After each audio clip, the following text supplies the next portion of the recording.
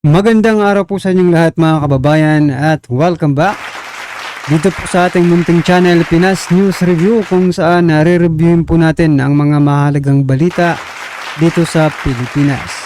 Mga simpleng komento sa mga issue dito sa Pinas. At eto nga mga kababayan, kapapasok lang. Grabe, matindi to.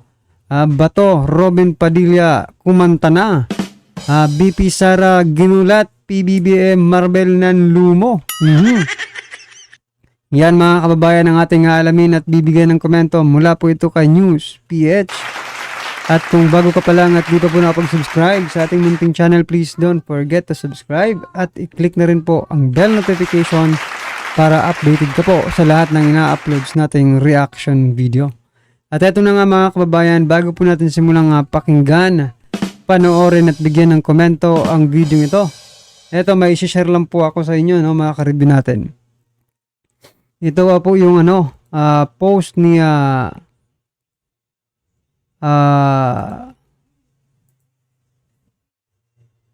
Senator Ressa Hontiveros. Yan. Medyo natataranta itong si Senator Ressa Hontiveros mga kababayan, no, sa mga Duterte. Ito po yung kanyang post, no. Habang ang anak niya ay may kapangyarihan pa, yung tinutukoy niya po ay si Vice President Sara Duterte at si Pangulong Duterte. Mga kababayan, hindi magiging madali ang ating laban. Nako.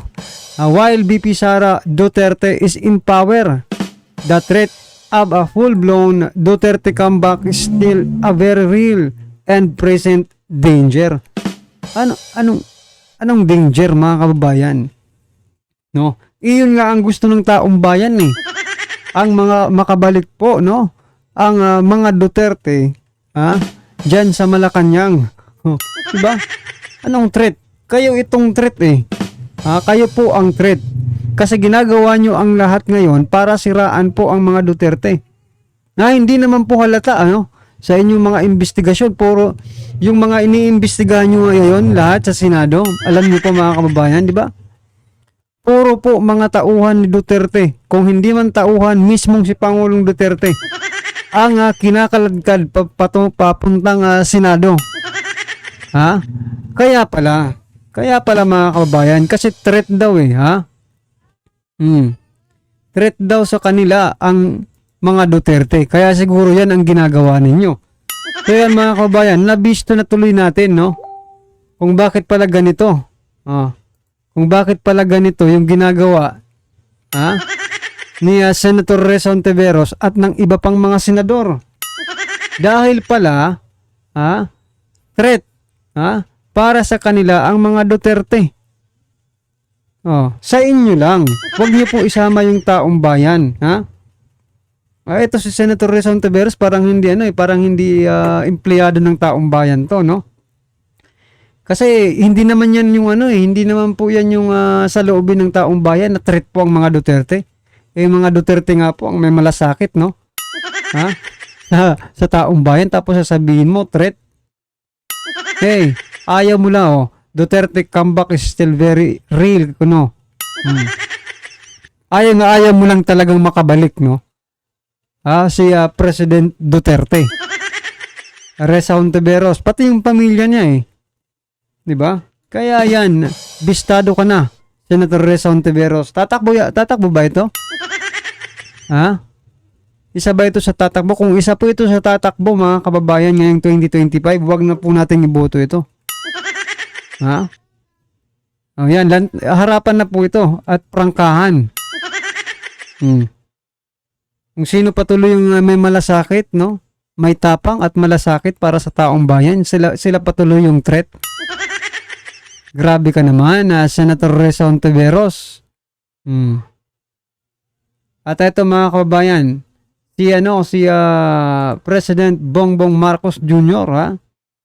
Ito ang report. Sabi, posibleng mas kaunti ang magiging biyahe, no, ni President Bongbong Marcos Jr.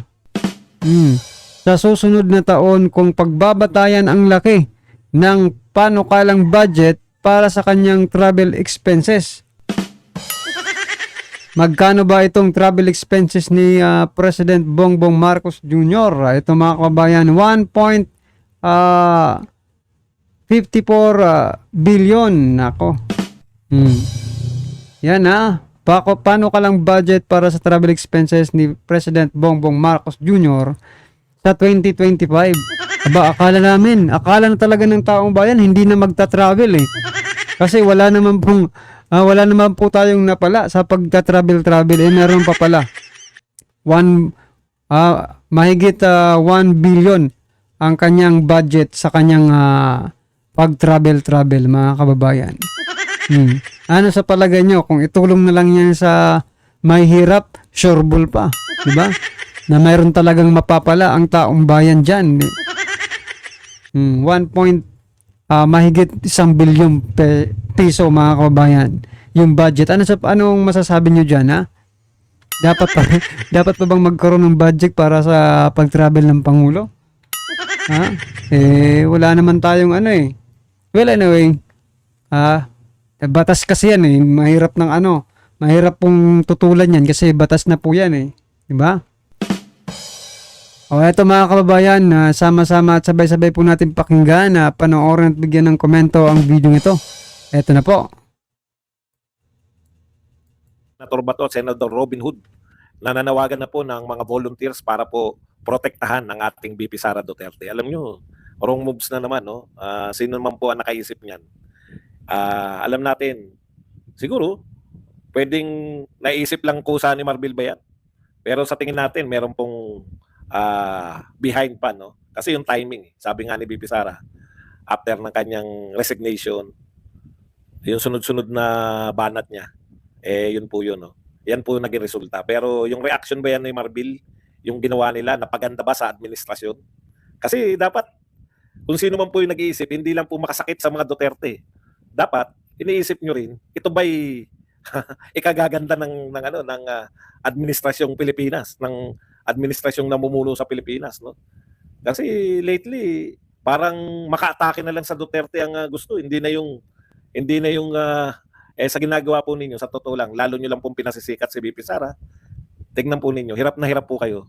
Ang dami nyong mga alipores, napakaraming vlogger, halos lahat ng media, pabor sa inyo. Kung bakit po pabor sa inyo yung mga media, hindi ko rin alam. Pero kitang-kita po natin, marami kayong vloggers, maraming media, no? Ang daming organisasyon, halos lahat ng mga, bakit po ganun pa rin, no? Bakit po yung napipisil ninyo na gusto nyong ipalit sa katungkulan, ay tila yata na pag-iiwanan pa rin sa mga survey.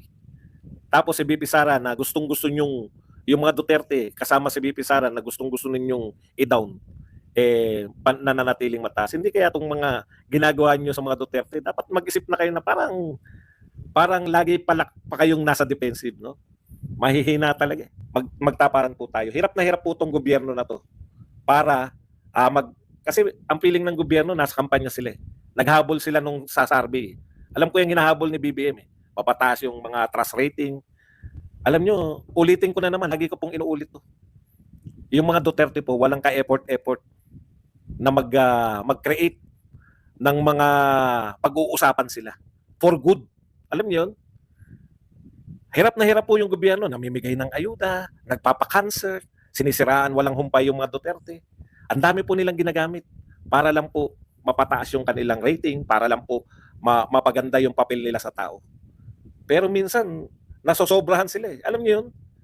Yung paninira, wala po yan . Yung ayuda, ngayon natin nakita, no? Dapat, akala ko sanay na sila magbigay ng ayuda. Pag panahon pala na kinakailangan nila magbigay ng ayuda, palpak pa rin, no? Wala pala talagang organisasyon. Okay, ang point ko lang, sayang yung lahat ng ginagawa ninyo sa mga ganitong, ngayon lang ako nakakita, nananahimik yung security. Kung ako presidente ng Pilipinas, ano na naman ba ginawa ninyo? Di po ba? Matagal nang may security si VP Sara, nag-e-exist ang lahat, normal, bigla niyong bubulabugin. Hindi niyo ba naisip? Kung sino man po nakaisip na tanggalan, kung si Marbil, dapat talagang ikaw ang umako ng lahat ng sisi na yan. Di po ba? Bakit mo kinakailangan na bulabugin yung security detail? Pero mga kababayan, kayo ba ay naniniwala na si Marbil talaga ang ulo, ang utak ng lahat ng ito? Diba? Kasi itong mga pulis po ay following orders lang po ito eh. At nagtataka po tayo at hindi po nagbibigay ng statement si President Bongbong Marcos Jr. patungkol po dito, no? Sa pagtatanggal po ng security detail ni Vice President Sara Duterte, di ba? Kaya posible ba? Ito, tanong lang ito mga kababayan ha. Posible ba na may kinalaman si President Bongbong Marcos Jr. Dito sa pagtatanggal ng security detail ni Vice President Sara Duterte? Yan ay po ay nagtatanong lang tayo kasi wala pa tayong naririnig na komento or reaction or official statement coming from the President, no? Kasi busy pa yata sila eh. No, busy pa. No. Pero ako po talaga personally at opinion ko po, hindi po talaga, no? Si Marbel, si General Marbel, no? Ang nasa likod nito. Kasi kung baga utusan lang si utusan lang po. Itong si General Marbel dito.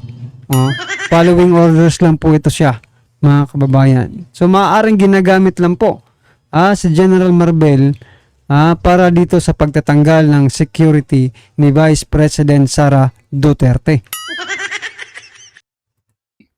Hirap na hirap ka ngayong magpaliwanag kung bakit mo kinakailangan magbawas ng security sa Vice President. Hindi naman ganun kahirap na hirap.